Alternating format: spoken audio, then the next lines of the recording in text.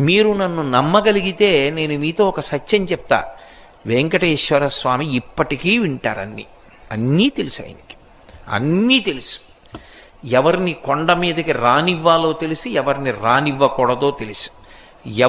ఎవరు తనకి పరమభక్తుడో తెలుసు, ఎవరు భక్తుడు కాడో తెలుసు. నేను మీకు ఇంకా సత్యం చెప్పాలంటే, ఆయనకి అభిషేకం చేసి స్నానం చేశాక ఇప్పటికి చెమట పడుతుంది. ఆ చెమట తుడుస్తారు బట్టతోటి. ఆ తుడిచిన బట్ట వాసన చూస్తే సువాసనలు వస్తాయి. మొన్ననే నేను వెంకటాచలం వెళ్ళినప్పుడు ఆయన ఒళ్ళు తుడిచిన బట్ట కళ్ళజోడు తీసేయమని నా కళ్ళ మీద పెట్టారు. పెడితే నాకు గంటన్నర సేపు చల్లతనం వదలలేదు కళ్ళని పట్టుకుని. అంత సువాసనలు వస్తుంది. దివ్యమూర్తి.